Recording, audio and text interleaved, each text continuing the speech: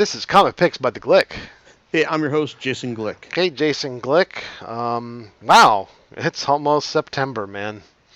It is. It's like, can't believe it, but that's how time works in this world. Hey, there's some light at the end of the tunnel. 2020 will end soon. Yeah, it will, but it's like I think will things actually change? It's like I certainly hope so. It's like, well, I'll certainly be happy if my most recent order of comics arrives soon because hey, guess what? It didn't happen this time. Oh, what are we going to talk about tonight? Okay, well, we're going to one of my fallback topics, and well, as far as fallback topics, I guess it's kind of a big one because it's about one of the most famous creators in comics working on one of his most signature titles, and that's talking about Frank Miller and friends working on Daredevil, the Man Without Fear. Now, a little bit of history is that basically, for years, Daredevil was kind of like a second tier character for Marvel, just like he was like the blind superhero who lost his sight after he saved this man from crossing the street, and it's like where this radioactive isotope is being transported through New York, and after he saved this man, it's like, well, this isotope just flew out from the truck, blinded him, but turns out that Murdoch got enhanced senses as a result of this exposure. So even though he lost his eyesight, now he had enhanced touch, tastes, hearing, hearing and feeling through and that allowed him to become a superhero like Daredevil, the Man Without Fear, and also Marvel Universe's foremost attorney as well, because his dad was Battling Jack Murdoch, a 2-bit boxer who basically didn't want his son to become a punching guy like him. So he said, "Yeah, you're gonna study, do good in school, and make something of yourself." And so Matt did, and he became a lawyer, and he basically became the one lawyer that all the more well. If Daredevil isn't available to defend you and you're a superhero, well, then She-Hulk will. But really, it's Daredevil who's everyone comes to, really.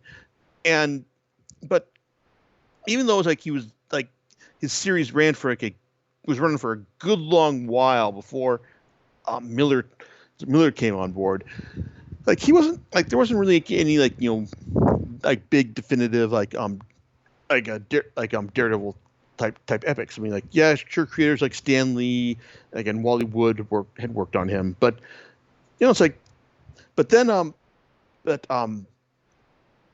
Daredevil was just kind of he was just kind of a B-list character and all. You're not going to see Daredevil headlining a second series in addition to his main title anytime soon.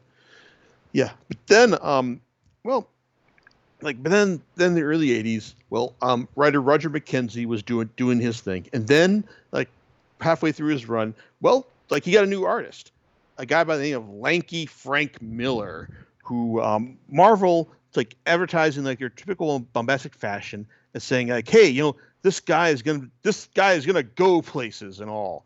It's and we predict that he's gonna become one of the one of the big hot new artists, artist sensations in the Marvel universe. And you know what? They were right. I mean, because I know Frank Miller, you know Frank Miller, everyone knows Frank Miller. And a lot of people know Frank Miller because of how he's become kind of more of a right wing crank over the years. But let's not get into that right now. But we're talking about his debut on Daredevil, and it involves a gorilla. It's a gorilla, a cat, and a hawk themed trio of super villains. Those are the Unholy Three, fighting for this guy who can phase through objects and can kill you with a touch. It's really standard superhero stuff, and that kind of marks a lot of the stuff that Miller did while he was working with McKenzie. It's as a writer. It's in fact, while McKenzie worked did write the first few issues that Miller was illustrating, Miller eventually started co-plotting the issues with the writer before taking over the series, the writing and artistic chores full time. It's with It's like with issue on 165, and boy did he, because his first solo issue as a writer and artist, he introduced Elektra. It's like one of the it's like one of the characters that has like a big pull in the Marvel universe, mainly because for a good long while she was dead and she wasn't coming back. But before she died, well, she was introduced as it's like as a Greek ninja, it's like and bounty hunter who happened to be Matt's uh, it's like Matt's college girlfriend. In fact, Miller made a lot of key additions to to Daredevil's mythos that have stuck around like through just about every run that has followed. I mean, in addition to Elektra, it's like he also introduced the hand, the evil, it's like the evil ninja cult that has like menaced Daredevil and lots of other like Marvel heroes. It's like throughout the years, he introduced Stick, Daredevil's blind mentor, who taught him how to control his senses after he had been blinded by that radioactive isotope. It's like, oh, and he's also kind of responsible for making the Kingpin and Bullseye even more it's um like centric members of Daredevil's Rogues Gallery. Just because like you can't do like a Daredevil story without bringing in the Kingpin. It's like or Bullseye after Miller was done with them, and but and while like and well, like a lot of the runs at the time, I mean Miller's run, I didn't have an overarching story. It was just kind of like he was just kind of like throwing out stuff here, it's like here and there, like it's like after Elektra, it's like he brought back the Kingpin. It's like and he also had him mixing things up with Ben Urich, the like the Daily Bugle reporter who figured out Daredevil's secret identity. It's like there was a lot of like stuff that that's familiar. It's fun, but the main reason I think that Miller's run kind of like stands out a lot as one of the defining runs of the character is that well, not just it's not that it's more grounded, but it's just it's just that much more mature, for lack of a better word. And if you hear me say like what Frank Miller, it's like as a mature, it's like I'm writer artist. Pull the other one, Jason. No, well, no, it's like I know what you're saying, but the thing is that that Miller's hard, it's like hard boiled noirish approach. To Daredevil. I mean, like no one's gonna look at his stuff and like take it for like grounded real world drama, but it's like it was, but it's like but it did like attack the characters with more sophistication, it's like and intelligence that had come before. I mean, looking at I am working off of the Daredevil omnibus by Frank Miller and Klaus Janson, and this basically collects all the stuff that Miller did in his initial run, like on the character. And looking at the initial stories from Roger McKenzie, which is just basically fairly standard superhero fare, in the sense that Daredevil does find himself going up against a lot of familiar villains. I mean, even Doctor Octopus shows up here, but after Miller shows up, I mean, like the tone changes. I mean, even if and the only major guest stars we get are like Power Man and Iron Fist, and even then they're just like treated as just like a couple of guys who are just like here to bodyguard Matt Murdock. So it's like I can see like why this resonated, in the sense that basically like took this character that was just like hey, just another superhero and all, and like made him feel like just a bit more real, made his character made his adventures just come off as like that much more like dangerous, I guess. I mean, like where you've got like this is the run where it starts with him fighting off like some animal themed superheroes, and it ends with him playing Russian roulette with his arch nemesis. It's like in a hospital. So that's kind of like where things go. It's like, and even if like it doesn't quite resonate with me today. I mean, like I can at least see, like how this, just how it appealed to everyone, to the kids reading this back, like back in the early '80s. Just like to be like like I just like your average comic book reading like kid, it's like in '81 or '82, and coming upon something like this, and you're kind of like, wow, like this is like strange, like this is dangerous. This is like farm like this isn't like the kind of stuff that Spider-Man gets into. It's like every month, and that's kind of I think the appeal of like of this run. I mean, as it is today, it's like you know, it's fine. I mean, it's like you kind of have to have I guess like some kind of appreciation or acknowledgement of like what Miller was capable of, and like how does this feed into like the man's legend and all? Because this is where the legend of Frank Miller begins. I mean, this and all the Wolverine miniseries, his illustration of the Wolverine miniseries at the time, are basically what kind of propelled him into comic book royalty. And then from here went Ronin, came The Dark Knight Returns, and just like throughout the '80s, like Miller was just kind of like churning out masterpiece after masterpiece, like left and right. And even though I think that I will definitely agree that Miller's worth has thoroughly like fallen off a cliff over the years. I mean, he's kind of like, it's worth knowing that it's only in the sense that like what have you done for us lately? It's like, I mean, Miller like hasn't really been able to like recapture anything closer to his glory days in recent memory. I mean, yeah, he'll still get just to do stuff like Superman Year One, which I haven't bothered with because I've heard it's just not all that great. But back in the '80s, it's like his sensibility, like his noirish, hard-boiled sensibilities. It's like and willing to push the content envelope, resulted in a lot of works that definitely resonated a lot. It's like with the comics readership, and his run on Daredevil, was so resonant that whenever he wanted to come back to it, Marvel basically said, "Yeah, sure." So his initial run on Daredevil was only like part of his like association with the character. I mean, he's come back to Matt Murdock like several times since then. One of them was for Daredevil: Love and War, like a Marvel graphic novel picked up on a loose plot thread from his Daredevil run, because at one point it's like the Kingpin's wife is thought to be dead, but it turns out she had only been like thrust into the sewer system of New York. Basically, wound up being a it's like a brain damaged it's like a brain damaged individual like who lived among it's like it's homeless people. But even though it's like she was eventually returned to the Kingpin, it's like as part of a deal to get his mayoral candidate like off the books.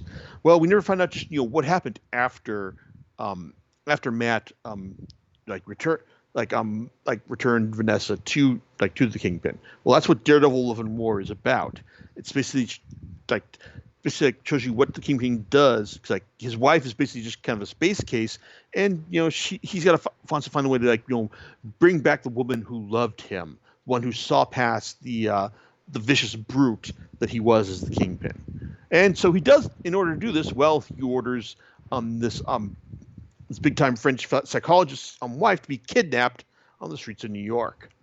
Well, so in order to he does this.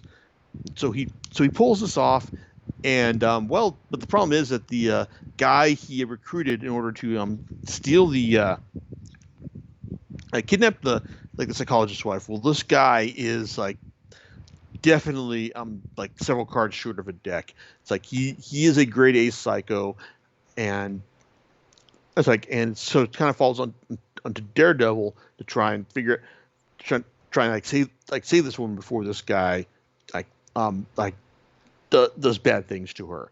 It's like, and that's only half of the story. But the problem with the writing here isn't that it's like I mean, like Miller does a good job of like generating like this suspense and like getting you to feel like getting you to feel for like the kingpin side of things for like a term, or just like bringing you into the crazy hitman's like mindset. No, it's that is that even this is like it's like a 50 page graphic novel, and whoops, it's like like by the time that like I see that Miller and artist Bill Sienkiewicz were having so much fun with this that when they realized that, oh well, we've kind of come to the end of it, and whoops, like we got 2 pages to wrap this up. So it's it's a it's like even though it's like there's like lots of great art here. In fact, like, this is a more of a showcase from Sienkiewicz's talents. It's like in how he can just like draw a hugely oversized kingpin, and so they can feel like he's kind of how the kingpin like feels. You know how you look at this guy and think he's a big, huge, imposing figure, and Sienkiewicz captures that imposing um, look of the character. It's like immaculately on the page. In fact, if those of you familiar with like Into the Spider-Verse, and you look at like that version of the Kingpin, you think, dude, why is this guy so big? And you think, no, this is. You look at Sienkiewicz's take on the Kingpin here. This is why he's so big. They were just like drawing on that directly for that film. I swear to God. But it's a graphic novel that's like you can more appreciate for as a showcase for Sienkiewicz's talents rather than the story itself. Problem is, you can only get it if you're willing to it's like buy the Daredevil and Elektra Love and War hardcover, which is out of print, and it contains Love and War and Elektra Assassin, which is an incredible work that I thoroughly enjoyed rereading like over this past week. But that's not really a Frank Miller on Daredevil type of story.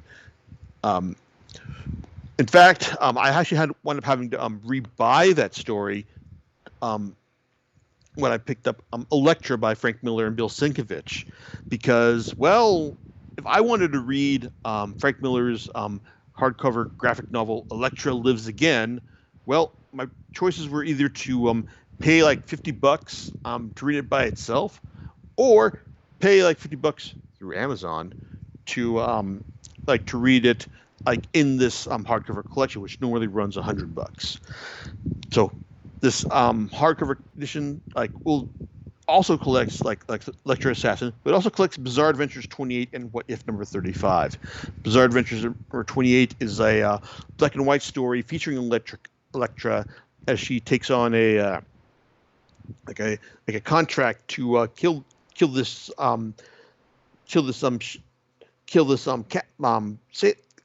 captain of a merchant of a shipping operation, only find out that, well, she may have been lied to about the reasons why he was wanted dead.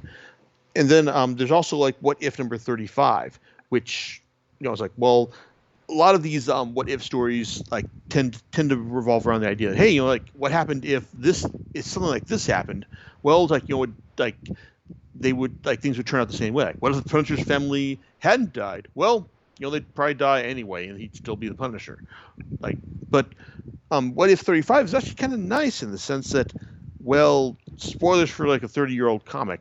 Bullseye killed Elektra in the course of Miller's run, and this one shot basically imagines like, what if Bullseye had been killed like in his prison escape attempt, and what happens after the fact when Elektra like reneges on the Kingpin's order to kill Foggy Nelson, and so what are the consequences she faces after that? Well, she doesn't die. In fact, What If number 35 is like it's basically like a happy ending type story for Matt and Elektra that it's like I really kind of appreciate it. It was nice seeing what they did, what Miller did there. It's like just the sense that, hey, like I have a chance to like just completely rewrite the character's history. Well, hey, I'm going to do something nice for them, and it was really cool. Yeah, but as far as the main story here, I mean, the main reason I bought this was for Elektra Lives Again, and it's basically Matt just swimming in guilt about like about how Elektra died. It's like and how he wasn't able to do anything to save her, and how he's just been marinating in that guilt for years. And on one hand, this is an amazing artistic triumph by by Miller and colorist Lynn Varley. Um, like it's basically this miniseries. This graphic novel came out, I believe, in 1990, and it's basically like Miller like coming into his own as his style. Like it's like the slightly exaggerated expressionist stuff that we know him from, like in The Dark Knight Returns, like in Sin City as well. It's like, and it's gorgeous looking stuff. It's like made even more impressive looking by Varley's colors. In fact, she gives us like it's like this graphic novel like a look that's a depth to it. Depth to its look that's just like really impressive to behold. And even though it's just for most of it, it's just kind of like Matt just just just realized just like thinking about hey it's like I couldn't save her. It's like and what it's like what does that leave me? What does that make me? Well, the problem is like it's I guess the graphic novel kind of works more as a it's kind of like is its own kind of what if, in the sense that that as things go on, well, Elektra, like, turns out she's not quite dead. Oh, and turns out, well, Bullseye, he's dead, but he's going to come back.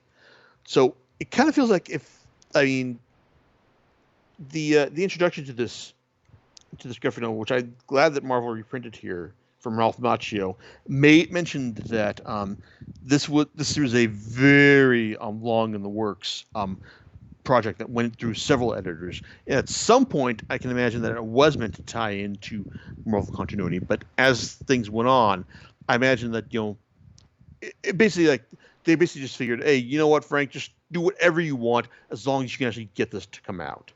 So in terms of like a storytelling, I mean, it's just kind of like Frank Miller's like own continuation to his Daredevil run. It's just like Matt coming to terms with Elektra's death, and there's like all sorts of stuff you could want from there, like him fighting Bullseye, him like fighting the Hand. It's like that kind of stuff is good, and the art is incredible. Especially there's one like SRS like scene where like it's like where Matt's like going through like it's like the it's like police station, and there's all and like you're seeing all these like the staircase go down and down, and oh hey, even Garrett from Electro Assassin is here as well. It's like, I mean, this is some of I will say this is some of the best art I've seen from Miller, and like after like having to like wade through his misbegotten contributions from the Dark Knight 3, The Master Race. Well, this is actually a nice reminder of just what Frank Miller could do when he had the actual discipline to sit down and give us some like really some really detailed art with some with some nicely composed scenes as well. So yeah, like it was worth picking this up, and this is about the only way you can like read Electra Lives Again at a decent price, like price point. It's like, well, through Amazon at least.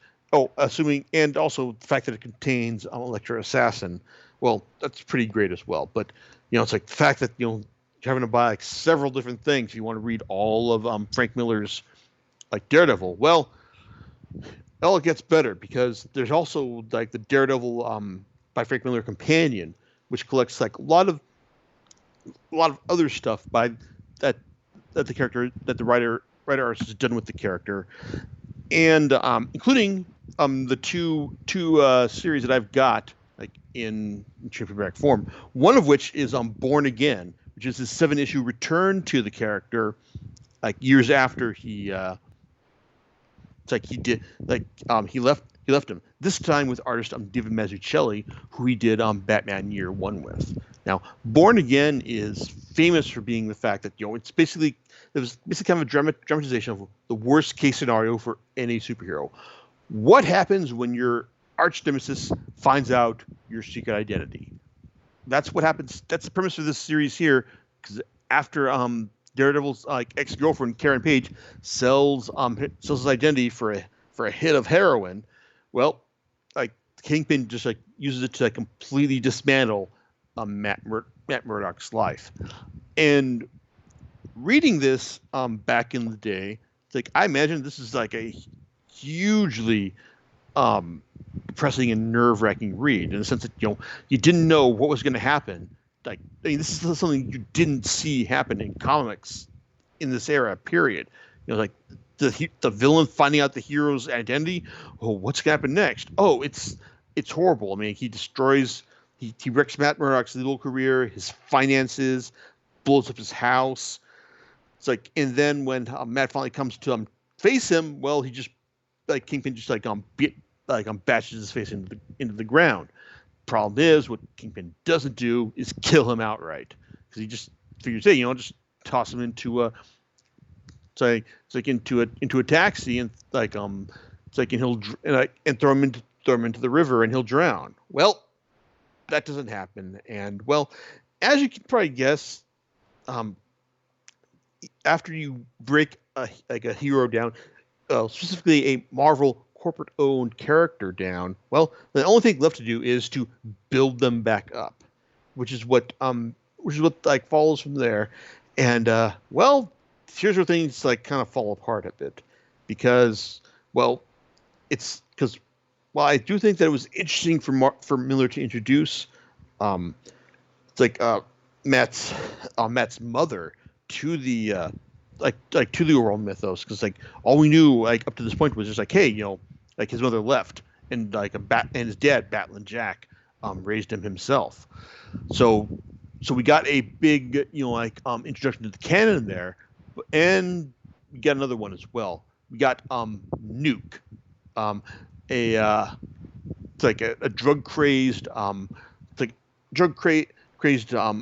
super soldier who does all the U.S.'s dirty work for them. He kind of reads Miller saw Rambo First Blood Part 2 and thought man, this is such bullshit. Here, let me go and make my own version of how Rambo would be in real life. And it's kind of ridiculous in the sense that, okay, so Matt's life has been broken down and he's getting back up. Oh, and here's this drug crazed super soldier coming in to take out New York. And oh, hey, Captain America shows up as well. So it's kind of a team up story too. It's it's just kind of ridiculous. I mean, the first couple issues are pretty solid, and Mazzucchelli's art is spectacular throughout. It just kind of fall apart a bit at in the last couple issues with the addition of Nuke, Captain America, and just kind of feels like Miller was kind of working in his own peccadillos to the story, and it doesn't quite, and it really doesn't land as well. So, but what does work better is Daredevil, the Man Without Fear, which is his retelling of Matt's origin with artist John Romita Jr. And now I like Romita Jr.'s work. Some people may say that he's gotten looser and more exaggerated. It's in a less appealing way over the years, but I still think he's a solid artist. I'm looking forward to seeing his what he does with Bendis on these current issues of Superman on the Superman title. Here though, it's he does nice, good, disciplined, detailed work, and I really and I thought that that a lot of what Miller does in expanding the origin of Matt Murdock, it does work. I mean, we get to know Battling Jack better. We get to understand why he's so hell bent on having his son make something of himself, and also and most importantly, like we get to see like how Matt was tutored by Stick back it's like back in the day. It's like and it makes perfect sense. It's like and also not just like and not just the expanded scenes with Stick are great, but seeing Matt get to know Elektra, it's like as they were in college, it's also pretty pretty great as well. It's like I I really didn't have a lot to dislike here. It's a nice expanded story that takes advantage of the extra length given to it to give like a proper definitive take on the character's origin. And even though it's like Miller like did show that he liked retelling Daredevil's origin like in the course of his run. I think he does it like more than twice. But here in the Man Without Fear, it's like it's a good cohesive story that